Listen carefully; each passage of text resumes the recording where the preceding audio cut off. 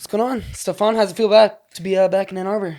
It feels great. Always a pleasure to be at my second home. You know what I mean? This is like, I spent so much of my time, probably like a third of my life in Ann Arbor.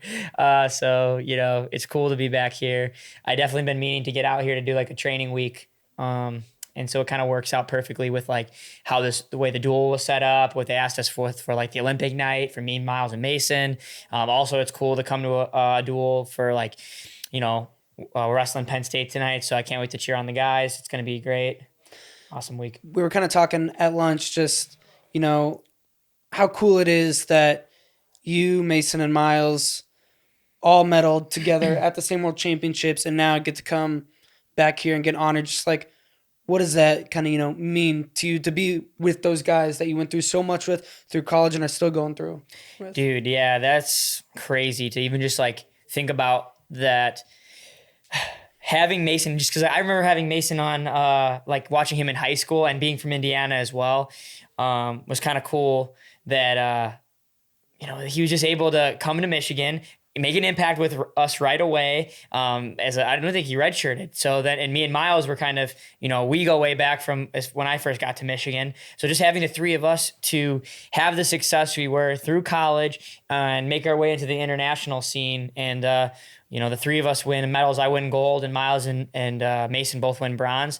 Dude, crazy stuff. And just kind of being back here with them, it's awesome. I can't wait for this, Olympics. Also, three of us have qualified the weight classes. Me and Miles will be for sure going. And, fingers crossed, God willing, that Mason gets the job done too. Mm-hmm. Then he'll be with us in Paris.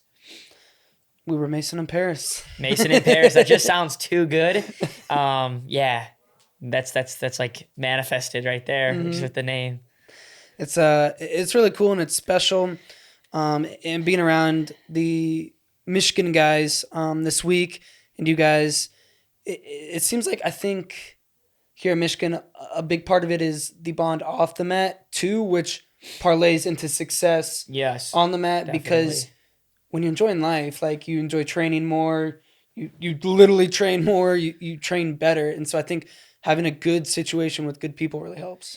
Yeah, no, I agree. Like, I feel like one cool thing about, not just Michigan, but the three of us and just the culture that we had in our program. I think it was really important how I never felt that we put too much pressure on us, outside of the practice room and outside of the competition. I feel like being able to have fun and be open and like joke around, mess around, and, not be too heavy, not be thinking about, turning on a duel and watching wrestling or like breaking down film when it's not time to break down film, because, I love the sport of wrestling. And when, I could talk about it forever with you if you want, but I also love my free time. So being able to kind of put the divide between that, I'd be able to come in to train fresh and be focused to give everything I've got on at that time. I feel like all of us kind of are all wired the same way. So, the dynamic and the chemistry of that kept things fresh, kept things going really well, like when we were competing in college. Mm-hmm. And obviously that plays a part into, how you're going to train when you move to the highest level of wrestling. You kind of have that same mindset and the same approach, right, to the sport. What do you ever miss being with like that team culture? Because now you're kind of doing your own thing when it comes to training, bouncing around, going to other places. Do you miss kind of having that team-like culture? Oh yeah, definitely. I mean, I'm really happy with how my training is going now, and I love it, like having my dad involved and like having the training partners that I have and making it work and be able to kind of really focus on me to get what I need to be done. But Cliff Keen and Michigan, just like these are the people that are like my brothers, and to come back here, I miss them, more than I would say missing like any camaraderie, because I'm really close with the people that I'm training with now. I actually just miss my friends and miss my family, my extended family at Michigan, the coaches, Sean, Josh, KJ, Debo, all the athletes. And it's crazy coming back here now and seeing some of these young guys. I'm like, who are you? I don't know you, that well, but it's cool that, we've started to kind of get these top blue chip recruits that are starting to come up through the program, which I felt like when me and Miles first came back with Logan Massa, the three of us were kind of like almost a pavement of Michigan to where we were able to kind of bring in, we were 3 freshman All-Americans, and we kind of were able to do that and come through it. So I feel like we brought a new phase to Michigan wrestling in a way, When you made that decision, not to necessarily stick with the Cliff Keen Wrestling Club, but kind of do your own thing, what went into that decision to pave your own route? Yeah, I would say first off was I had spent so much time at Michigan and being kind of in a situation where I wanted to be focused on my freestyle, but then with COVID, moving things around, getting a year back of eligibility, I had felt that I wanted to do what's best for the team for my final year here. And with things going the way that I didn't want them to, I had mono at the Olympic Games. And, I had thought that I had maybe wanted to move up to 65 kilos. But then trying to jump, pretty much 20 pounds of weight class from 125 up to... Big difference. Big difference. Going up to 141 was nuts, and going in, especially taking 2 years off of folk style for my last year, was very, very hard and not a smart decision on my end, but I wanted to do it through the college year. And I just felt the culmination of a lot of things there for myself and what I really wanted to accomplish, especially with having my dad has always kind of been my life coach and somebody that I've always went to with how, we order things in practice. And also, when I would go home and train, I had a lot of there's some foreign sparring partners in the Chicago area that I train with. Mm-hmm. Some guys that are finished with college, Paul Petrov is my sparring partner. He was a Division I athlete, wrestler for Bucknell and NCAA qualifier. John Morrison, he was a national team member and NCAA All-American as well for Okie State. He's lives down the street from me back home. Having guys like that, plus some of these foreign dudes to have training partners with consistently every day, having someone different if I want, along with my dad being able to channel in what we need and taking the fact I'm wrestling for Serbia, they want me at different training camps. I'm kind of able to make something for myself that was like, hey, I had a really great span at Michigan, but I think I can kind of focus more on myself for freestyle and do the things that I want to do with where I'm just kind of more dialed in myself versus kind of like spreading thin with, there's so many resources here at Michigan. It's awesome. You can come back. And I can come back when I want for it. You know what I mean? But just having that specificity on me, being really locked in on me has really, I feel like made a big difference on my freestyle career end, since graduating, where I'd always kind of had that talent and always had that, I've always been super close knocking on the door for a medal, but really been able to lock in on just kind of the things that kind of make me special as a wrestler and really, making those areas grow and then focusing on the areas that I need to improve on, making that better. So that's kind of what went back into me moving back into Chicago. And then we kind of starting Chicago Galaxy up, which is kind of right now it's basement level, but it's we're trying to grow it into an RTC that's not connected with a university and where it's focused on senior level freestyle, people who want to win world and Olympic medals for Americans or people from anywhere in the world. Because Chicago is a great city and it's kind of crazy to think that they don't really have any real RTC, but so many good people have come from Chicago, the Chicagoland area of wrestling. And still are in that area, coaches and athletes. Coaches, athletes, people, it's always consistently involved. Resources, for sure. Damn, so talk a bit about getting mono at the Olympics. Oh, That story that I'm guessing that was awful. Oh, dude. So, I think going in, it's actually really interesting timing, the story, or just in general, getting ready for the Tokyo Olympics being my first and now, focusing on Paris. One of the things going into Tokyo, I felt so disciplined, everything, doing the right things every day with my diet and my mental and my, mindset, how I was training. And I almost felt that it was so locked in that about these other things that maybe my wrestling wasn't really getting to where it needed to be. Almost like I was focusing so much on my weight and making weight and keeping my weight down that, I wrestled in this Poland tournament about 2 months right before the ranking series tournament. Mm-hmm. I was I was ranked 3rd on the ranks. And going to Poland, I ended up winning it, moving to the 1 seed. And, I hadn't won a medal either. So I was sort of putting a lot of pressure on myself to hopefully do well, especially going into the Olympics in the bracket being the number 1 seed. Well, about 3 weeks out, we were about to leave to Japan, I got this cold and it just kind of wouldn't go away. I felt my like, this is weird. Like, I'm getting this cold. I'm just really run down. I'm really tired. I ended up going to the urgent care and trying to get like some, maybe some like a Z-Pack or something like that. And they end up saying like, okay, we'll just do a blood test for you. Like, just in case it's mono. And I was like, yeah, whatever. Well, ends up going, we fly to Japan. I'm over there. I'm getting calls at like 5 a.m. and they're saying like, Stevan, you need to answer your phone. This is important. This is really important. This is urgent care. Call us back.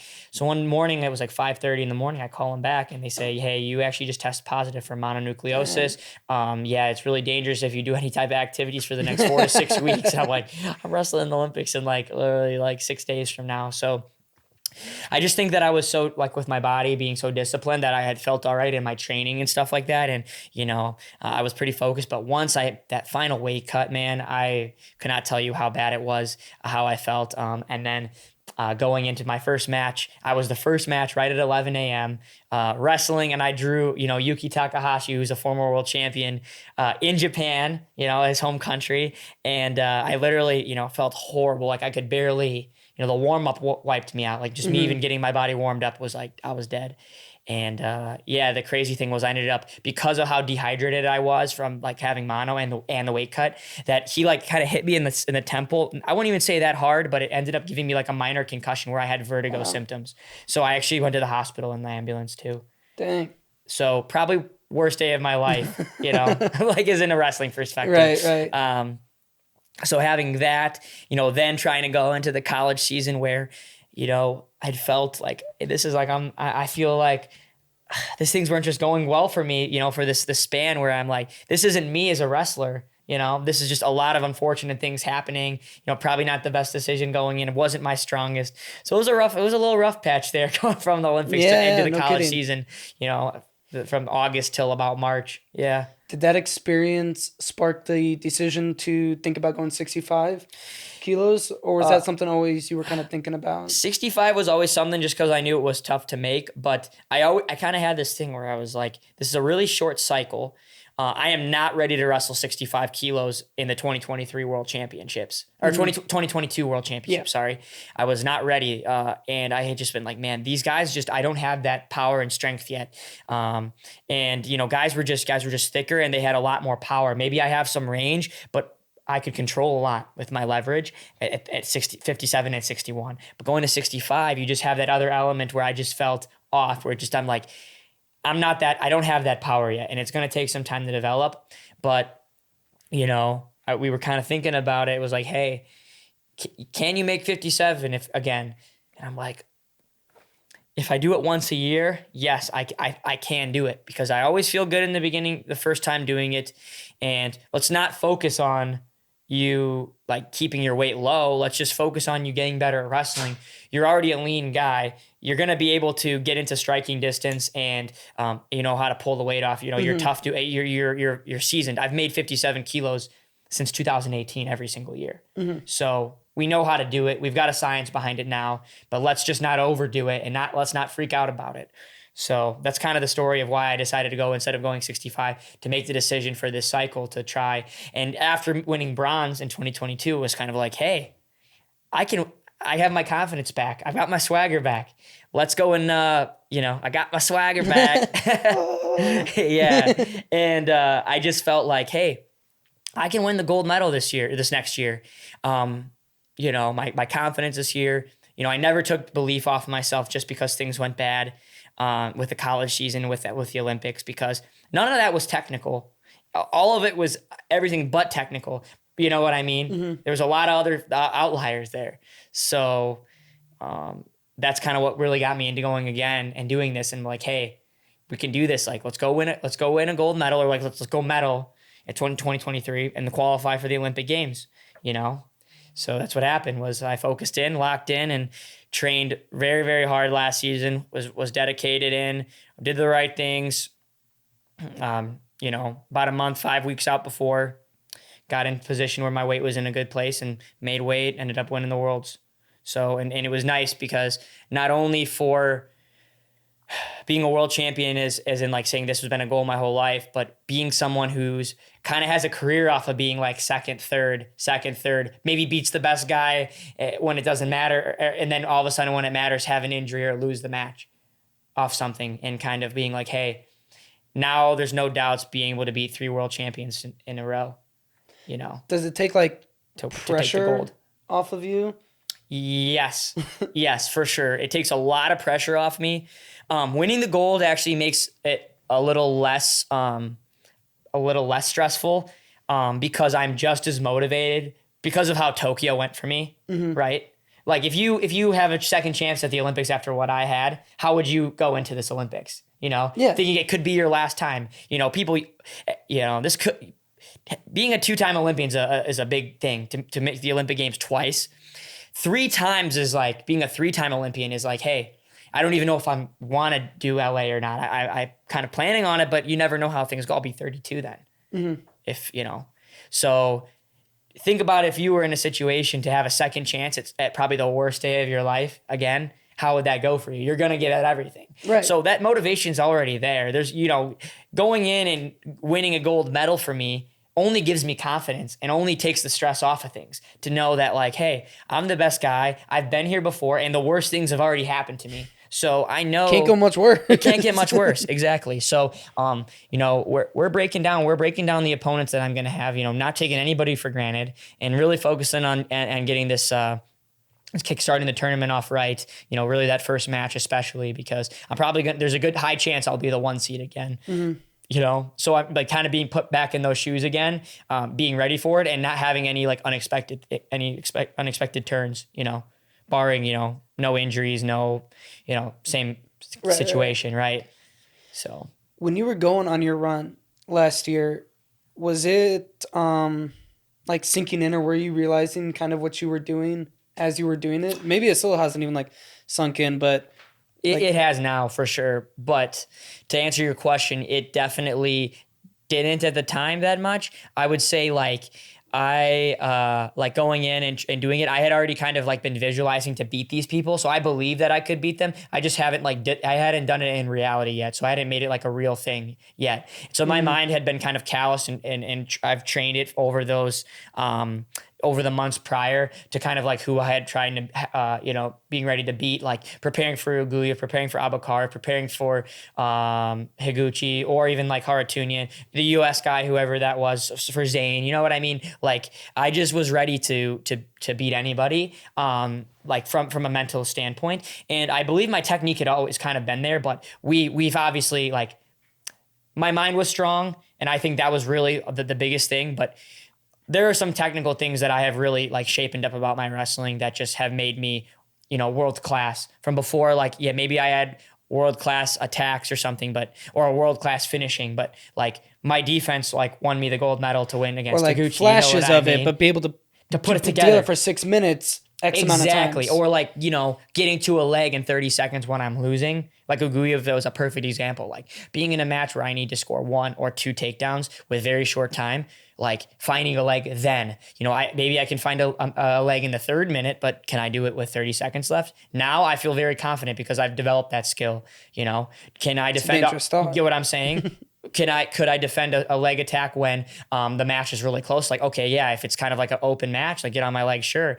But like, you know, in a match where like, you know, giving up 1 takedown is like, okay, but giving up 2 takedowns means you're going to lose. You know what I'm saying? In a situation like that, like I became kind of clutch in my defensive skills, or like finding out like how I can be good defensively with my body type and my length and my leverage and using my body for me. And now I just feel so confident in my leg defense. It's actually crazy. Like even just going into training and stuff every day because I'm working it so much more.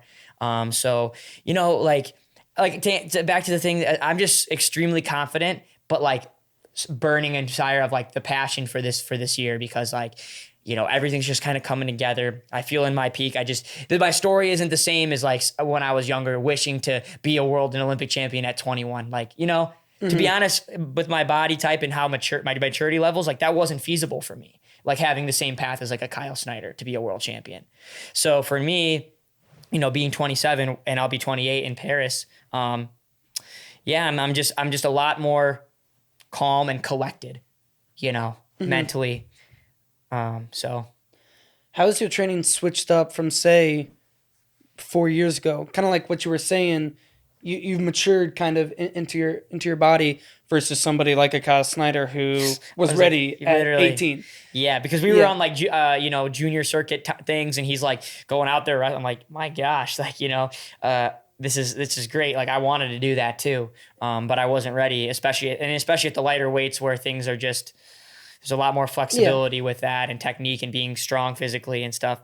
Yeah, I don't know. I just think like Like, have you put more focus on, say, like strength training or agility or switch anything up like that? Or well, I think a lot of the things were like what helped me mentally, and also technically.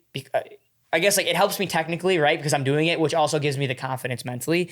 I just feel like it's a lot more focused in like the training process to prepare and like more like you're in like training phases to get prepared for one tournament, or like you're building up to in like a phase period or like a yeah. cycle to get ready for one tournament or in that that big tournament in a year, or like you have like that midterm exam, which is like your Europeans or like that other competition. Then you have like a little quiz, which is like you're something like 8 to 10 weeks out before you wrestle again, and then all of a sudden you have your world championships. It's a little more like you're preparing for that one event versus like the college season. I had felt that maybe 4 years ago you're doing a lot of volume more constantly. And so like you don't have to, I felt like I didn't have time to like sit down and assess where my wrestling was at a point. And it was hard for me to like consistently repeat good things. Like sometimes I could do good things and sometimes I could do bad things. And it was difficult to decipher that because it was like, you were just kind of like going. And you never really had time to just like sit and think and break down like how to fix your bad habits and make kind of better get good going habits. through the motions You a kind little of bit. Exactly. And I'm some people are okay doing that, but for me, just kind of like being able to, I'm very, my mind's always going. So I need to be able to just actually get a grasp of everything. Like I can't have things just going all over the place. I need to really just group it up, see like, this is how I'm wrestling. This is what I want to be accomplishing. This isn't great right now and it needs to get better. This is doing really good. And we need it to even get a little bit better. There's things like for me, I just need to, I just needed to kind of like group it all together and to execute it and that gives me confidence, to me, that gives me confidence when I'm just kind of doing a lot of different things all over, and just kind of like I'm not sure, like, really the if I can't see the light at the end of the tunnel a little bit like that in that way because you're just kind of going, that then I'm a little unsure of myself. And so right now in the last 2 years, or about almost 2 years now, I've felt that belief in myself and through the training, our training methods like that. What would you say to people who say 3 tournaments a year aren't enough data points to find those things you really need to work on? I would say to somebody, I've been wrestling for 20 years, so I kind of figure out like, how to wrestle at this point. Like, yeah. And plus I'm doing it every single day in training. I'm wrestling against really high level guys or bringing people in to train with me, or I'm traveling somewhere to get those matches or what we need. So, I mean, to be fairly honest, it's like hard. That's not like a valid point to say like that's not enough because you're doing it so much. Now, it also depends how people work mentally. If people feel better by competing more, then great. But like I'm used to wrestling 30 to 40 to 50 matches a year since I was, I don't know, 10. Right. So, and I'm 27. Like I figured out how to, and I know how to beat the best guys, and I know how to be in matches with the best guys. There's no other like, the feeling, and I'm going to know that forever. So, it's important now competition is extremely important. It's just like how what you're using those competitions for and where does it matter to win? Right. Because I think that's something that I've just figured out how to win when it matters, So that's always been one of the things I struggled with was winning. Like, okay, yeah, you win in the dual meet. Oh, you win the Big Tens and take second at nationals. Oh, you win against everybody. You get hurt. Take third at nationals. And it's like, well, who cares about all these little other things? It's like, these are all just little tests to get ready for the big event. It is kind of interesting. Yeah. Looking at US wrestling, now we've seen kind of a little bit of a shift, with your Snyders, Taylors, Burrows, Dakes, who are being very successful a decade after their college careers, but I feel like before them, it was a lot of guys having success making teams like Yeah. 1-2 years after their college career, and And that then was kind of that's their it. window. Yeah. But the window's getting a little bit Yeah, longer. I think that the longevity of the careers is coming on because I'm learning what they're learning a little bit more of is in like how to not just like the science, more of like science, like modern age training and sports and learning that you Let's can't beating your head against the wall. yeah, that you can't burn yourself out that way. Wrestling's a combat sport, and to be honest, I don't think as much as the college season is entertaining to fans. That's awesome. It's great. You get a lot of wrestling content and a lot. It's an individual sport that's a lot harder on your body than a team sport where a basketball season looks great together, where you can sit out in the game. It's not as difficult on your body, but competing and cutting weight and training that hard for 5 months straight is a very, very difficult thing. The wrestling really isn't, designed to have a season like that. It's more of like, if you look at the rest of a lot of how in Europe, how in Russia and how in Japan and other places, they prepare for only a couple tournaments in the year. Maybe they compete when they're younger just to get kind of used to the competition. But when it comes to like being prepared and at your best, like there's only a few tournaments that they're competing at a year. Three to or two even sometimes to 5 tournaments a year. And you're preparing for those events. You're not just going and competing every single weekend. It's very exhausting on your body. And I think that's kind of what's happening is like, if you look at some of these best guys like Snyder, Dake, Taylor, Burroughs, like look how many times are they competing in a year now? Right. It's just 3. Yeah. And it's very difficult to keep that up. So, looking at it from going from college to freestyle and to the next level, I think that's kind of why. So I mean, it's always going to be hard for me to be like, I'm an advocate of freestyle. I'm an advocate of kind of like how the world championship circuit and the Olympic games works, that circuit works. Mm-hmm. So it's like always hard for me to be like, man, like I really, and especially going through the college season to be like, I advocate for like how this goes to me to be like, yeah, this is how I'm going to train to be my best now. But it's going to be like, how would that ever change? It's going to be difficult. And I'm not one to say, or have the answers of that, It is kind of unfortunate because I feel like the best product for fans, as like a media person, I think about things from fans' perspective sometimes too, like, a season is nice, like to follow along with it for a couple months to that build up.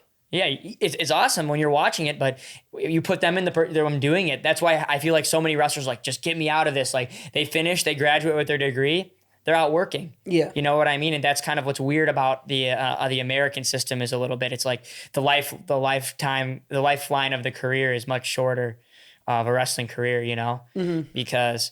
It takes a special individual or like a really talented individual that wants to go in and make some noise in freestyle to even either go through the U.S. circuit or they're representing a different country or even if you're representing another country to even see the success of winning any medals for your continent, or for your country and continent. That's tough anyways. So you have to be pretty good in general to do that stuff. As someone who is freestyle minded and had world and Olympic aspirations from a young child, I'm kind of interested here if you would ever advocate for a top recruit guy in high school being like, I'm gonna do the Aaron Pico thing. I'm gonna I wanted to do that. I wanted to do that actually. That was like my that was what I wanted. I mean, we had talked.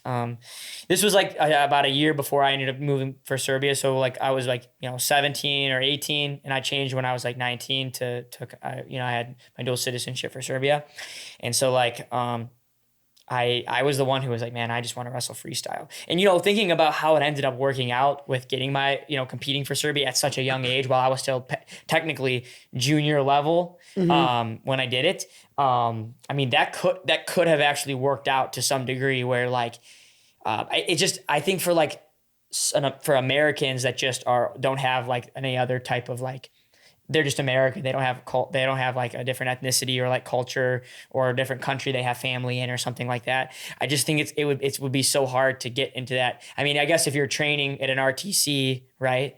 But that's kind of what I have an idea of doing with my Chicago Galaxies in the future is possibly having that to have an outlook of like, hey, getting donors in that have that passion for freestyle, and there's kids that are high enough level that they want to go and start competing at a young age, even if it's not senior level, even starting from junior U23s, whatever, but going and competing at some big tournament senior level wise, right?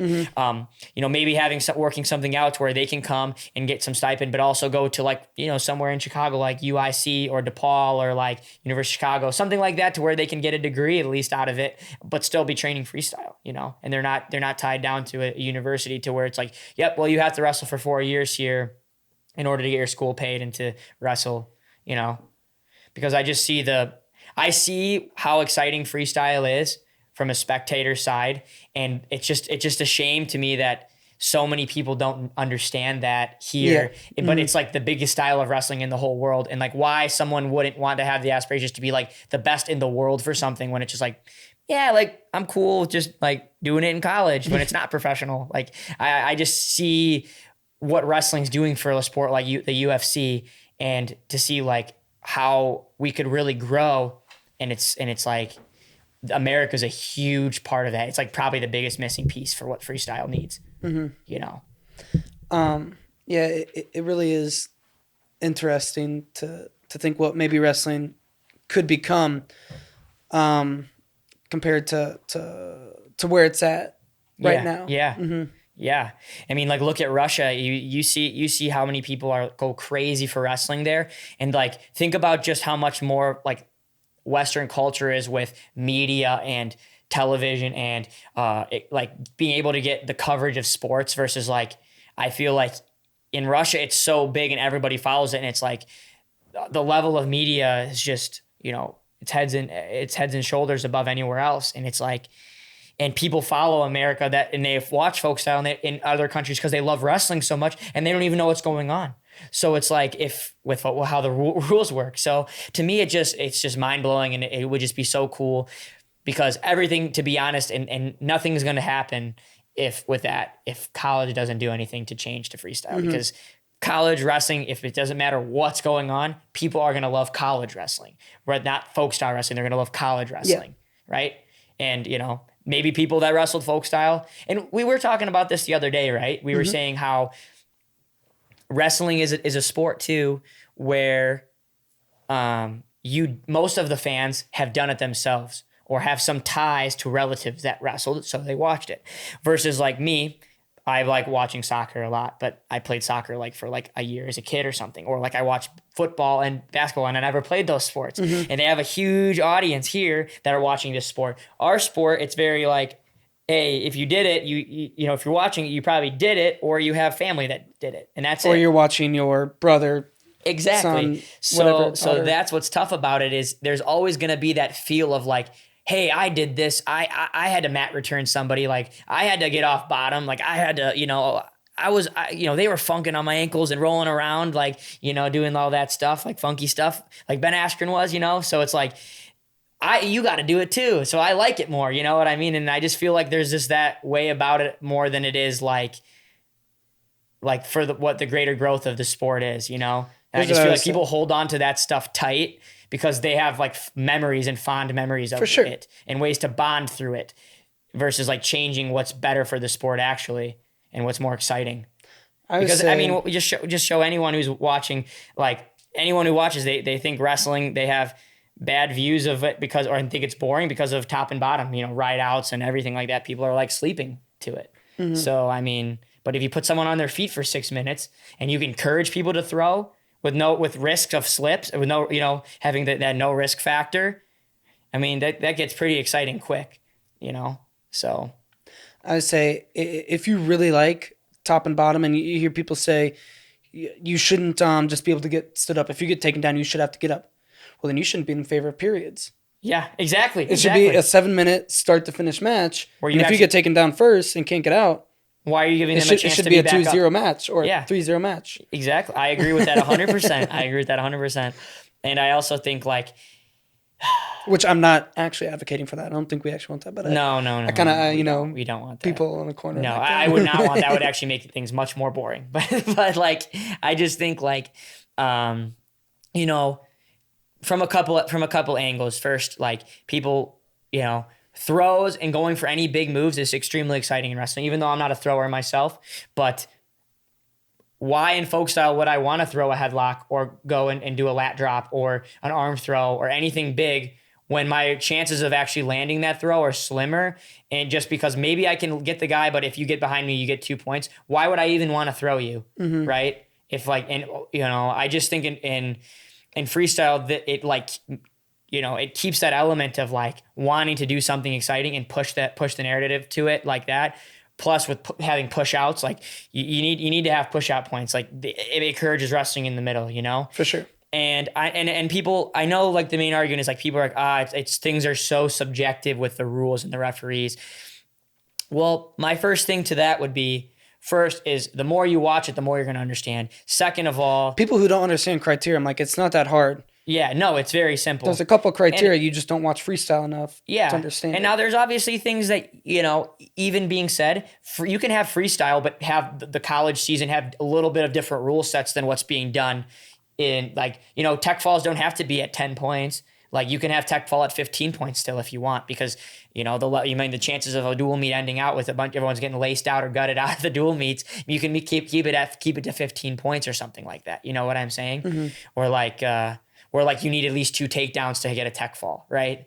Like, you could change things up. But also I think one thing that's super cool is like that the UWW just integrated the last couple of years. I think it was after the Tokyo Olympics, was having someone explain on the when they have a challenge review out loud, explain on the video review why the referee is giving the points, because like how many fans were so confused of like how it goes like 2-2-1 or a 4-1 or like a push out of bounds and then a 2, you know what I mean, where there's some very like controversial things about back exposure that most people are confused about, and how the referee actually goes in on the camera and explains, this is why red gives up 2, this is why blue, or why the challenge is 1. So here's a point for this, here's another, or 2 points for this, here's 2, and then challenge lost or challenge 1. And it's just like, wow. I mean, you can have that to help people like understand through the sport by watching and learning it that way, versus it just being like, 2-2, and someone's like, how the heck, who's winning now? Who gets the first 2? Who gets the last 2?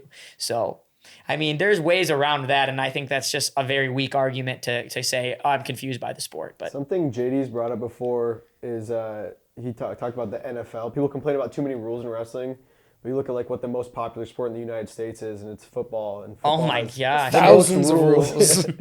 Yeah. I mean, you can watch a game of football, but like you can't explain a 6-minute wrestling match that's like pretty much the same as folk style, with just a few little minor detail differences about back exposure and who's like, if really you're getting that confused about who initiated what, like I said, they're going to have if there's really a challenge call about it or whatever, you're going to start to learn how the sport works with that. And yeah, I have got my complaints with freestyle rules, with some passivity problems and certain things. But I mean, for the most part, I mean, I'm pretty happy with how far, the UWW since FILA has changed rules. And, 100%. You know what I'm saying? Yeah. So I can't, night and day. So I mean, what is just because we post videos all the time, and sometimes I get in there and read the comments, and one of the more common comments we get on freestyle videos, like if we post like a quick tech or something from someone that just dominates, is folk style fans get frustrated. Like, this is why I hate freestyle. I hate anything that can end with a guy just rolling a guy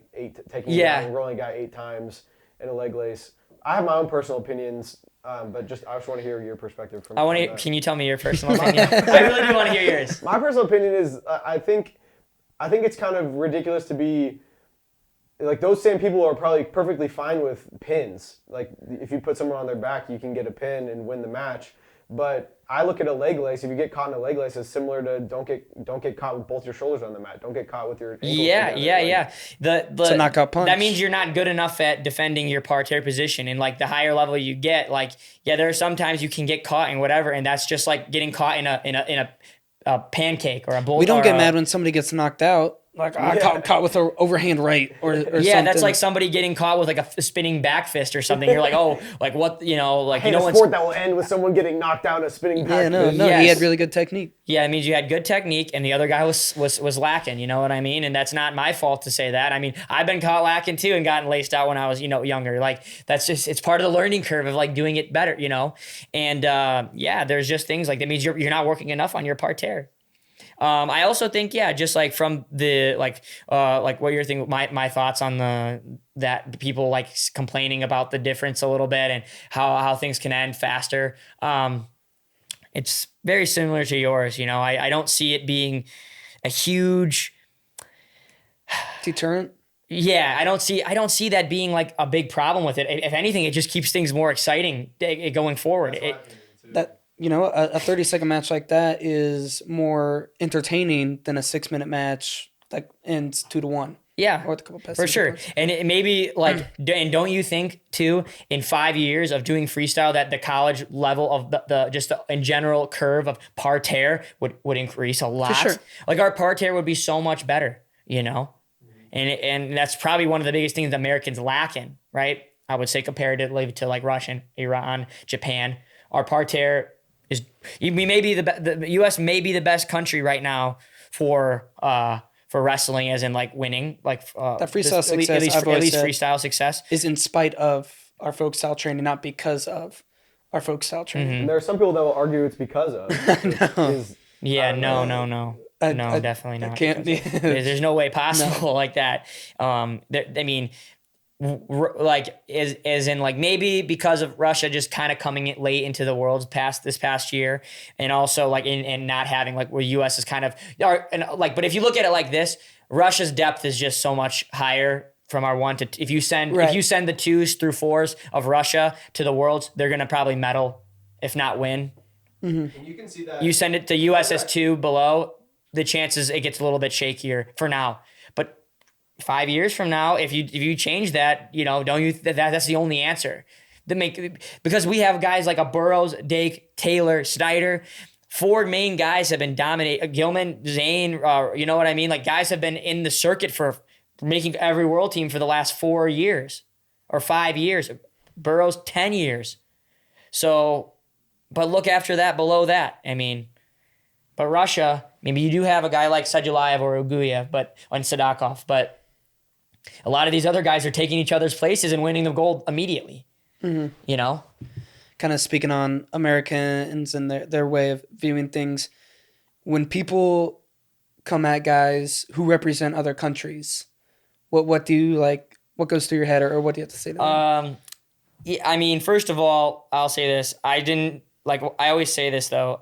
I did this. I made my decision when I was 20 because I love freestyle and I wanted to compete against the best guys as much as I could. Like I wanted to go to the European Championships. I wanted to go to the World Championships, and being representing Serbia. Like for me, I feel like is a very different story than some other people's. Where like I just cared about my culture a lot and had the opportunity to do something when I was 20. That I was like, am I ready to be a world champion now or like to do that now? No, I'm not even ready to wrestle at the senior level at that point. You know what I'm saying? Yeah. But looking ahead 5 years from now, like, do you think that really matters? You know what I'm saying? That doesn't really matter. Like I'm going in to go wrestle. And now it's like, I'm the best guy in the world. Like I wanted to do that anyways. It just happened that I am now. And it wasn't that to me when I made the decision to do so. That's why I don't get the slack. It's not like I'm like this 25-year-old guy who's like, man, I can't make a US team. I'm just going to go and like switch over or something like that. It's like, no, I was already like at 22 when I first came in, when I was still wrestling college, I was like a contender in my weight as a medalist. You know what I'm saying? Mm-hmm. Like my first year off right away. I wrestled Uguyev in a really close match. I beat Sanayev in a tournament who was the world silver that year. I beat Otley, who was the world silver the next year. You know what I mean? I was 5th place at the Worlds.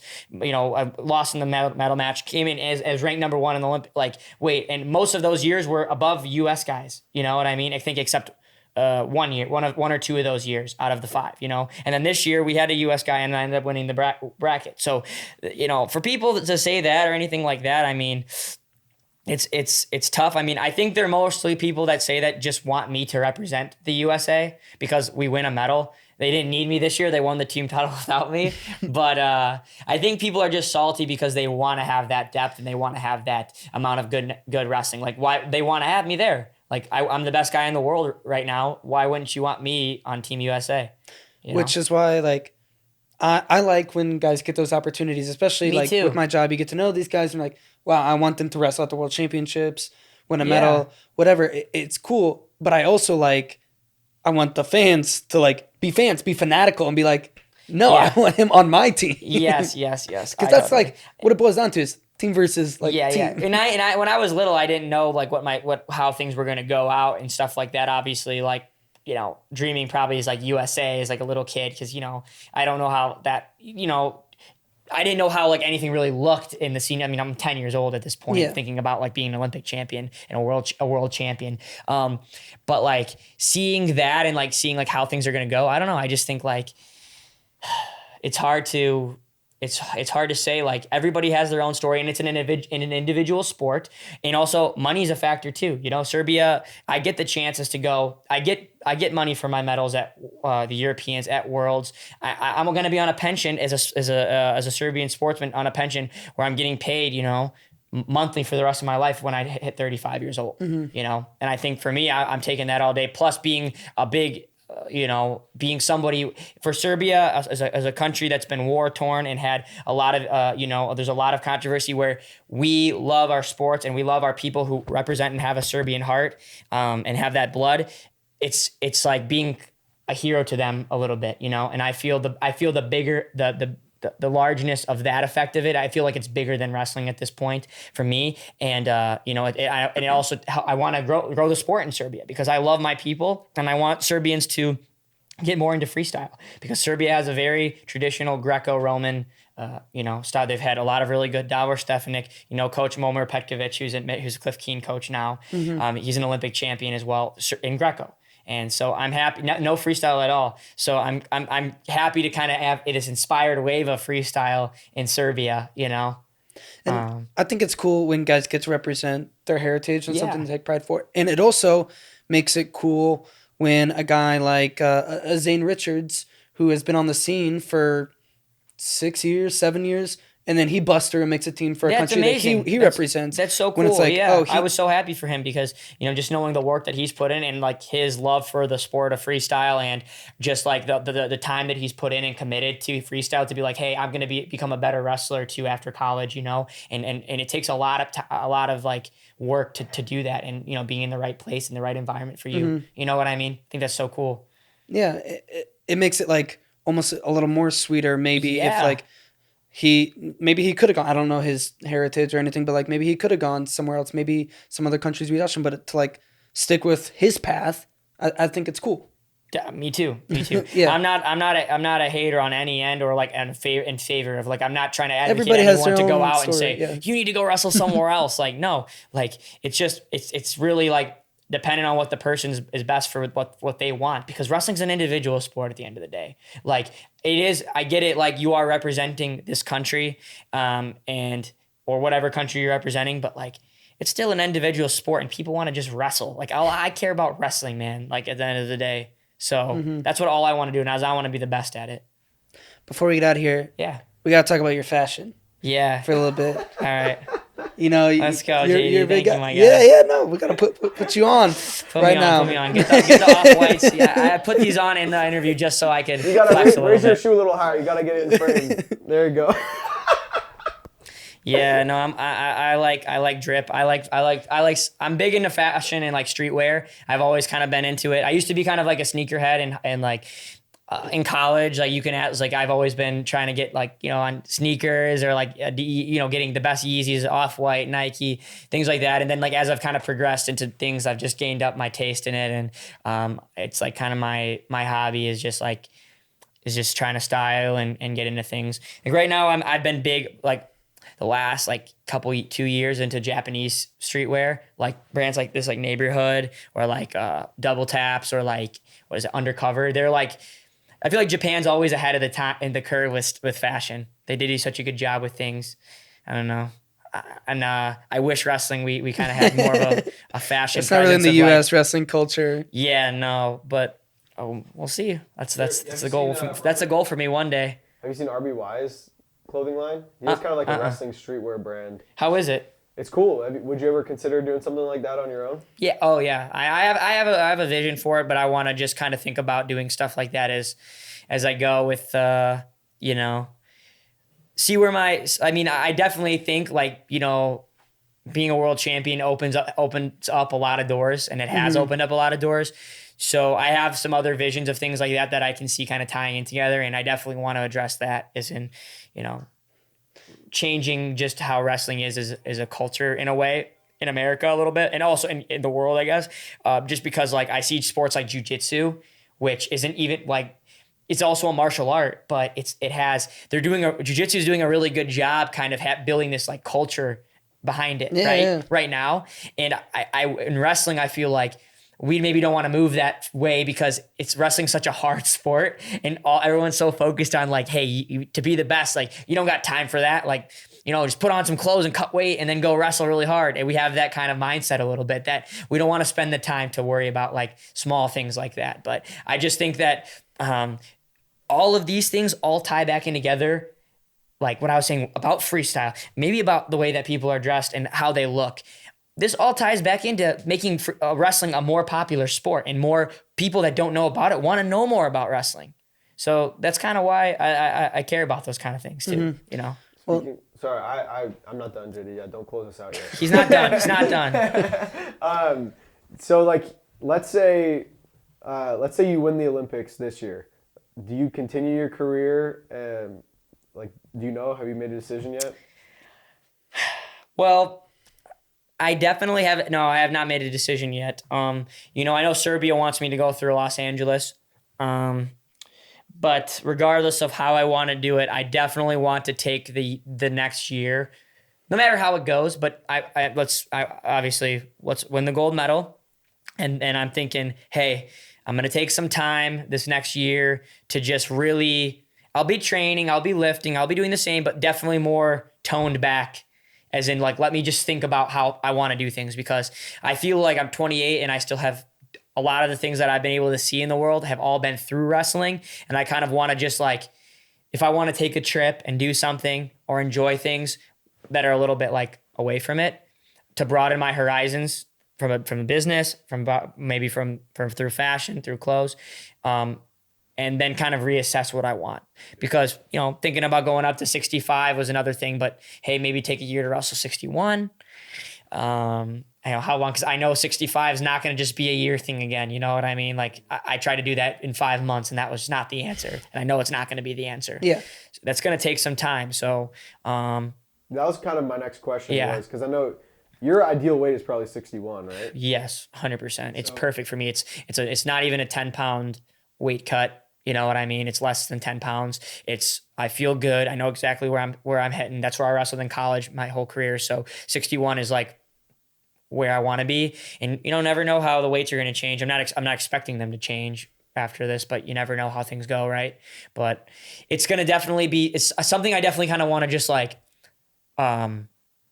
be involved in wrestling, but I want to be like, I need some time to just like think and just like pause and just like refresh and just think again. Because if I want to do another cycle, I need that time to say, hey, if I'm going to go up, we need time to grow.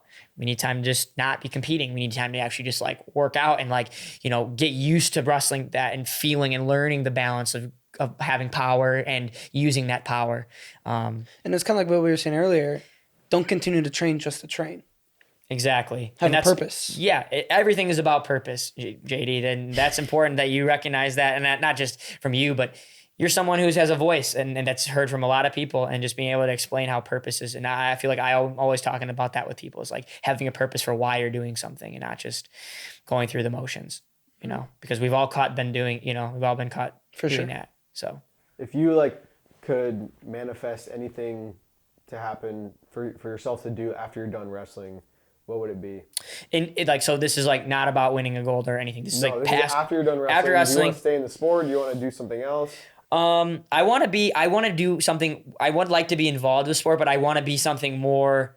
I don't want to do anything with college wrestling, to be honest, like especially with everything being folk style and the NCAA and compliance. It's just like a hassle that I don't know. When you're in something for 8 years, you have to do the same thing again and again. It's just like, I can't do that. But I want to do something more like higher up, either whether it be like, doing things from, more of a federation, like working with the Serbian Federation, working with advocating freestyle in America, pushing it through that, working with something with a clothing line or something like that to, with some brands and things like that, but kind of having a purpose with my YouTube that I'm starting to create. you guys go like and subscribe my YouTube. I was gonna tell you to plug it. Yeah, plug it, Stevan Micic. So go check that out.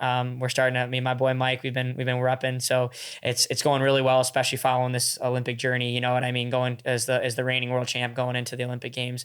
So I can see that also being something that, you know, regardless of just winning this Worlds, going to the Olympics, I just see the upside of that YouTube and upside of like what we can do. You know, having that niche and kind of being able to go down a lot of different paths. And also with Chicago Galaxy, right? You know, we have that as well, just started, and my training, and we want to be able to have resident athletes there, and seeing how that goes and how that can tie in with all these other things together. And they all kind of, which is cool, right? Yeah. So I feel like I have a lot of different opportunities that I'm very, very, very excited for in the future.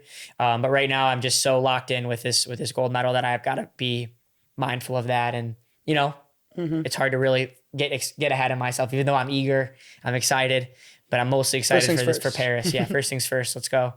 You talked about that YouTube channel. I want to just give you guys props on that because I feel like a lot of people will like start a YouTube channel to post a couple times and then they drop it. Like there's so many YouTube channels with just a couple videos on it. You guys have been staying pretty consistent with it. Yeah. Have you enjoyed that? Like, I feel like that's a new thing that a lot of wrestlers are getting into is making. You're starting to see more and more kids on YouTube too. Before it was just Instagram. Yeah, people doing you were like a real early like wave rider of that, dude. Like I don't want to talk about me, dude. You know, but Tyler was the one who like he actually had a YouTube, and we were all like, Tyler's got teacup, like he's got his little channel, and I was like, oh, but he actually had such cool stuff and like was ahead of the wave on it. And then the way that things have changed to where people are actually sitting down and going on the YouTube app, like I didn't know that was like a thing really. Like people were just watching like Netflix. I was going on YouTube to watch like Vivo music videos, and that was like it, you know what I mean? But like Tyler was going on watching YouTubers, and you know, and so now like I just think that's so cool. What I just think the opportunity for it is cool, and being consistent with it's super simple because, you know, Mike Kristen, my video guy, he's already, you know, he was a wrestler and he loves this, and like he has a vision that he introduced me. He's like, dude, Stevan, you need to do this. And I think what's cool about that is having a platform to show what it's like to be striking while the iron's hot, coming in to be like, hey, I'm doing what I'm doing. This is not very hard on me. I'm just training. I'm just living my life. And he's just recording me do it. You know, maybe we come up with some different ideas here and there, but it's very like stress-free. It's not like I'm getting ahead of myself, focusing in like, oh, I'm spending all my time doing something. It's not like that at all. I'm just preparing like I was last year. I'm doing the exact same things last year, just with someone with a camera in my face sometimes. And I just think it's a cool angle for other people to see. I also think what's cool about my thing that a lot of it might not appeal, not appeal to, but it might not, you know, it's harder for maybe some of the U.S. wrestlers to get this way is because I have that international connection where I'm going to Europe a lot and I have to travel a lot being Serbia. So I have that more like that international man exposure. Yeah. Where maybe a lot of the U.S. guys don't even leave the country until it's like maybe one tournament, a ranking tournament, or they'll just go to the World Championships and just come home real quick. Where I feel like I'm traveling overseas a lot in a year. Mm-hmm. And I want to be able to show people what it's like to bridge the gap to wrestling to where it's like, oh, like what's wrestling like over there? Or how are people like, you know? You know, and I feel like I have that opportunity. So some people I think might look at it as like a distraction. How have you made it not a distraction, or do you think it's ever constructive in a way? I think it's extremely constructive because I've always been a person that I'm a pretty humble guy, and I don't really like things like that to bother me, especially before, like when I didn't win any, like when I was like getting second, it always made me feel like really bad. But when I go and win a gold medal and I'm the world champ now, it makes me feel a little more like confident about like, hey, first of all, that like stuff doesn't matter. You know what I mean? I think at the end of the day, it's just giving me like, it's giving me like when you said constructive, it's giving me more like a reason to be like why I'm training hard and why I'm doing something every day. Mm-hmm. You know, it doesn't give me a reason to like, I'm not just trying to be in front of the camera just to do like flashy stuff and then go home, or like I'm just going like, hey, like let's just pretend that I'm doing something hard and then, you know, not. It's like, no, it's you know, keeping me just as accountable, if not more, to do the stuff we want. And you can just see what the process is and like what it boils down to and how hard things can be, and the relationship with how me and my dad work and how my family is and why I'm doing the things for Serbia that I am, or why I'm, you know, why I love the sport of wrestling so much, and, you know, being a world champion and trying to aspire to be an Olympic champion this year. To me, like I said, it's very stress free and very constructive.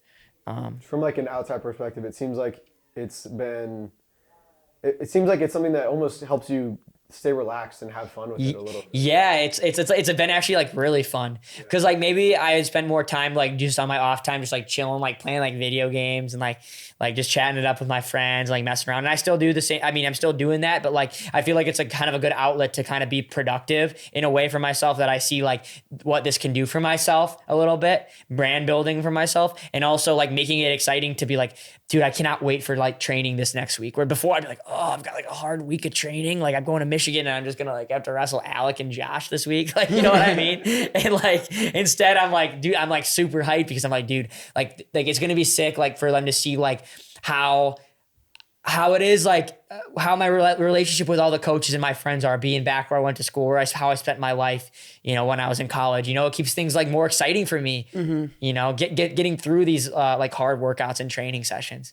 Do you think that it's something you could have done before you won your world title, or do you think getting that kind of weight off your shoulders made it easier? I think it's that. I mean, I think I could have done it beforehand and I still would have had the same results for sure. But like, I just think like the way that I mentally operate, I'm just kind of one of those people that's like, hey, do this first, then go talk trash kind of guy. You know what I mean? And I'm not really a trash talker, but like, I'm still saying like, hey, go take care of business, then do it. And then it's like, now I can do this and take care of business. And I know that it's not this, you know, it's just like, hey, it's awesome. Like, I have no more you know what I mean? Like, I'm a winner. That's how I feel, right? You know what I mean? Yeah. Hey, this has been awesome. You plugged your YouTube. Anything else you want to plug? Other socials? Yeah, follow else? me on Instagram, Stevan Andre Micic too. You know, that's and shout out Paul Petrov. my sparring partner. So Shout out Mike. Shout out Mike Prison, my YouTube guy again. They're both getting a lot of love. Family, hey, Mr. Micic. my dad, my sisters. I'm okay with Mr. Micic over here. I'm on the mic. Get out there. Oh my gosh. All right, this podcast is about to get 2 times longer right now. Micic. Hey, what's up? What's up? What do you guys want to hear? You got anything to drop before we end No, it? keep it short. No, I'll keep it short. No, hey, I just want to let everybody know. I mean, what you want to talk to me? No, hey, you know, it's the journey. It's been a lot of fun for both of us. This is 20 years in the making. I remember Stevan being a little boy, maybe 4th grade or so, or tears in his eyes after a wrestling tournament, crying and saying, you know, I want to be the best in the world. And I'm like, you can't beat the kids in Cedar Lake, Indiana that were wrestling. And as a dad, I'm thinking, what the hell are you talking about? You know, he's crying. He's got tears in his eyes. He's got snot in his nose. You know, I want to be the best in the world. I go, you just lost to 3 kids in your own little town here of 4,000 people. So, you know, he kept persistent pulling at my leg. Will you help me? Will you help me become the best in the world? And I said, okay, just calm down, relax. We'll talk about it tomorrow. And tomorrow came. He's like, I want to be the best in the world. Can you help me? And I said, yeah, I'll get you better coaches. You know, we'll get the best coaches for you and all that. And really, and he goes, no, I want you to help me. Like, how the hell am I going to do it? And I was a little bit of a jiu-jitsu guy. My brother's a black belt. I was really into it. I'm into the grappling thing and the martial arts ever since I was little, but not in any kind of level of anything. Okay, Anyway, make a long story short, though, the journey we started when we started together, he said Pajuri means hurry up. Hurry up.